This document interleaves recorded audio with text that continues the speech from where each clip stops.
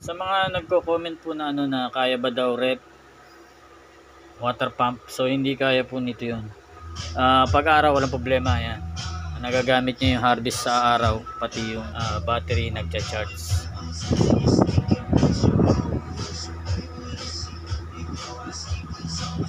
So itong plancha natin ay umaabot ng 2,100 watts. So di na natin papahangas ang isang-sakto dahil nga. So ito yung solar charge controller ko, no. Ito try ngayon natin tong saksakan ng mga appliances. Ayan.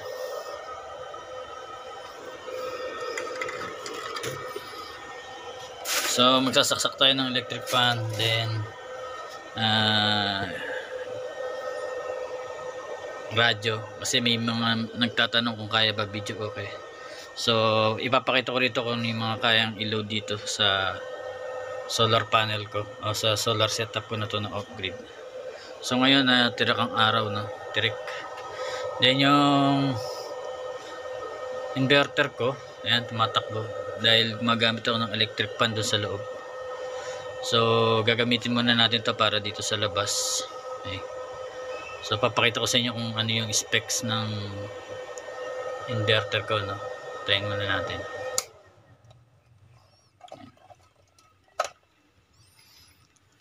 So itong inverter ko na Bosca, kapag naglo-lobat to, nagbi-blink to dito. Ayan. Nagbi-blink siya diyan. Nagbi-beep sound din yung red, nagbi-blinking din. So meaning na-reach niya na yung pinakasagad na voltahe niya. Na hindi na siya kaya mag-operate. Kaya nagbi-beep sound na yan. Okay.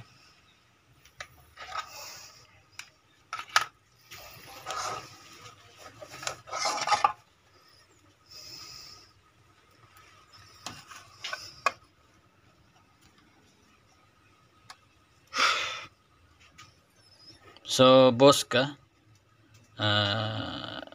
okay, so meron siyang USB out na. So ito yung USB, pwede kang dumeric na dyan. So ang voltahe niya is 5 volts DC. Then may outlet nga yan, saan pwede ka maglagay ng extension dyan, no? Then ang nakalagay sa kanya dito is 1000 watts DC, 12 volts to AC 230 volts, no? Reverse battery protection, ibig sabihin kung magkabaligtad man yung polarity mo ay hindi kagad basta-basta masisira. Kailangan mo lang i-correct uli para umandar na. Then 1000 watts DC to AC solar power inverter with buzzer. So yung buzzer yun yung nag-a-alarm na low bat na yung battery mo, kaya hindi niya na itutuloy yung pagpapaandar sa inverter. Automatic shutdown na yun with beeping sound. So meron siyang blower yan, meron din blower para sa cooling system niya. So umaandar to kapag mainit na siya. Kapag bumalik ulit siya sa normal temperature ay nagsi-shutdown to. Okay. So sa ngayon ang voltahe niya, ito nakikita nyo, 14.3 volts. So halos mag-full charge na to. Pero ginagamit ko nga kanina is electric fan, no? Although gumagamit ng electric fan ay nagcha-charge pa rin siya dahil nga yung solar panel ko rito ay 160 watts. Bosca, no? So minsan nagpipik yun ng ng 100 watts. Okay. Pero talagang normal niya, lalo na kung tirik ang araw, is 80 watts. Pero minsan nga nagwa 100 pag sobra init talaga. So sa ngayon, ikakabit natin yung mga load ko rito na nilabas yung electric fan ko. Ito. Ayan. Itong electric fan ko, itong radyo. Pakita ko sa inyo kung gagana yan. So syempre kung gagana yung mga yun, so kayang-kaya na yung mga laptop, TV at saka cellphone, no? Ang gagawin lang natin is isa-isa lang, no? Dahil nga maliit lang naman tong setup natin. So 100 AH lang yung battery natin na yan. Okay. So try uli natin, no? So ito muna ang electric pa natin.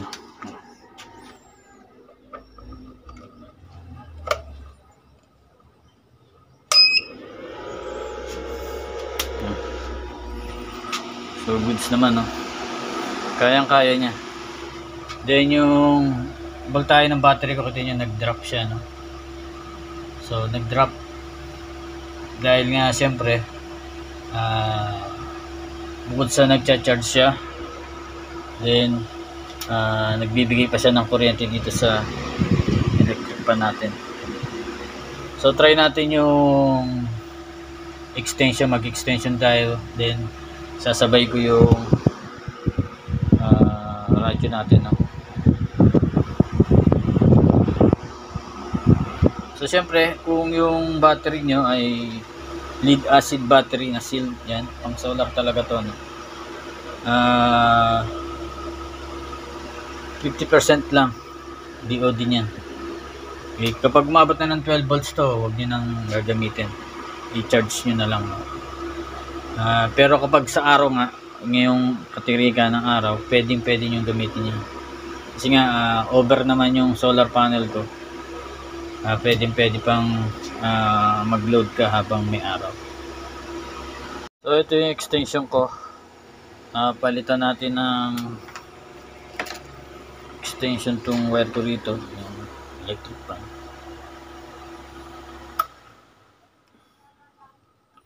Para may saksak ko rin yung mismong radyo ko.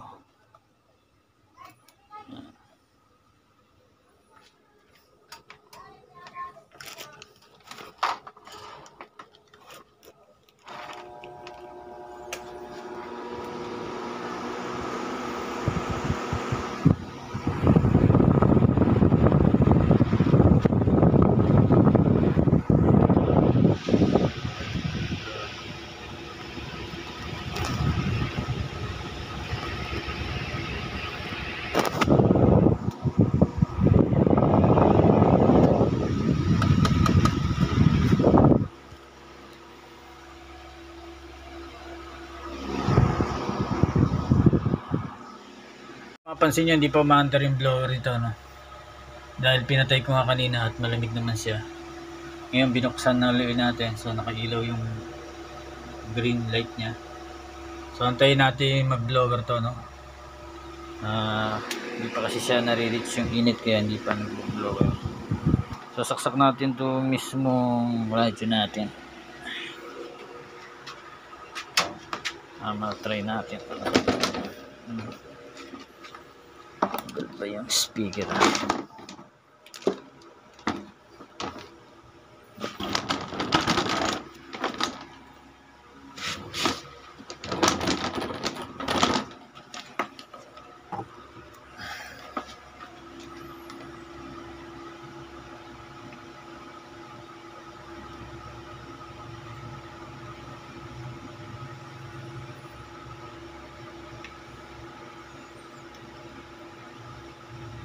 So na-try ko na to, naisaksak ko na to dati. So papakita ko lang sa inyo. May nagko-comment, maraming nagko-comment kung kaya daw video okay. So kayang-kaya ang video okay.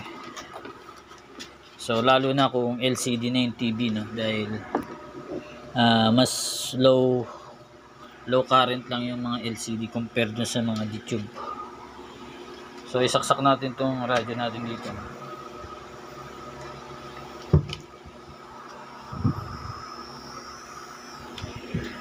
So yan.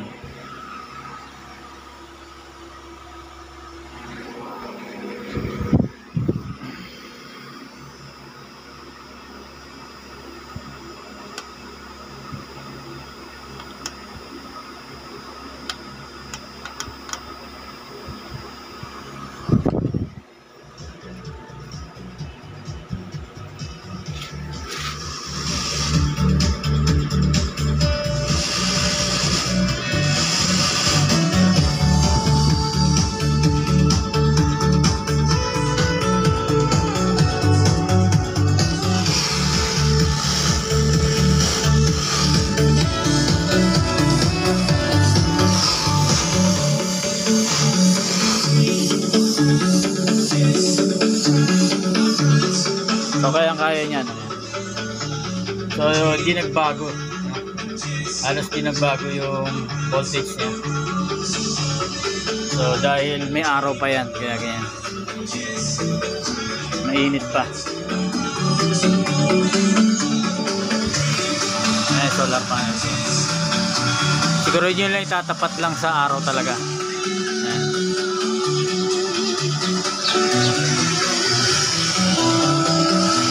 So itong solar ko, pansamantagal yan. Diyan muna. Masyado mataas kasi yung bubong, di namin abot yan.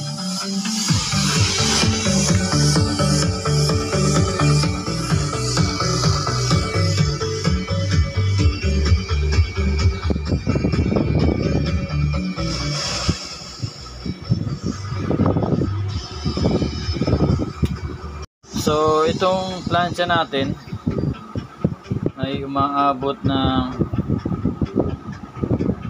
mapansin natin dito, nandito yung wattage niya.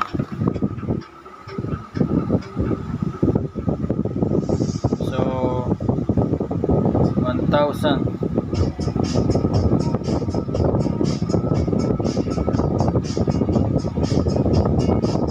1,100 watts.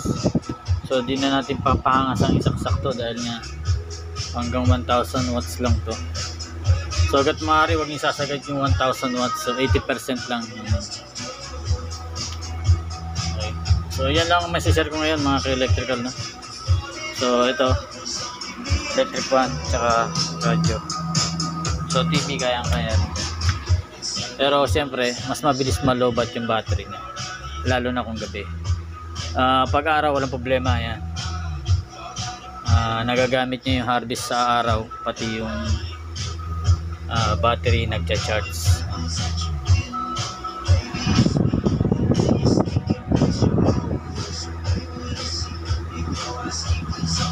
Sa mga nagko-comment po na na kaya ba daw rep water pump, so hindi kaya po nito yun.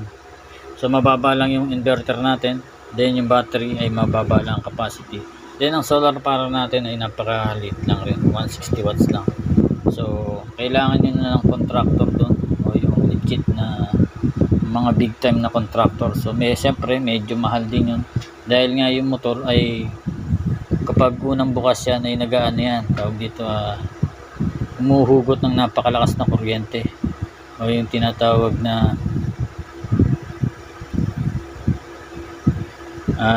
nagsusurge yung kuryente, no? Kaya kapag kinlometer mo yung motor, yung unang start niya ay napakalakas, maabot sa 500% ng maximum power niya. Okay, para umikot ng umpisa, then mag-stable lang sa mismong original na current niya.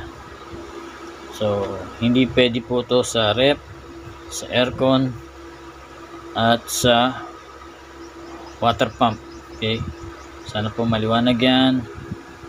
Maliit na setup lang ho ito, pang ilaw, cellphone charging, laptop, clip fan, pwede nga yan sa araw, electric fan na 60 watts, tsaka radio, TV, pwede basta araw. Pero sa gabi syempre battery lang ang gagamitin mo. Ilaw, clip fan, pwede, no?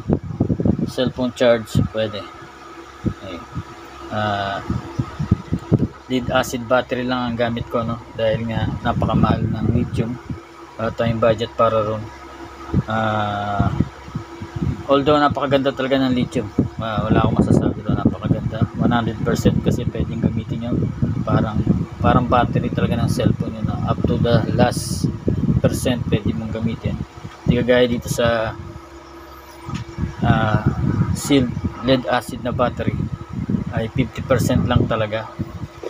Meron pa nga kung talagang susundin mo is 20% lang ang pwedeng gamitin, hindi ka na pwedeng bumaba pa ron, para maiwasang masira yung battery sa lead acid na battery. So yun lang masishare ko ngayon mga ka-electrical, no? So thank you, God bless.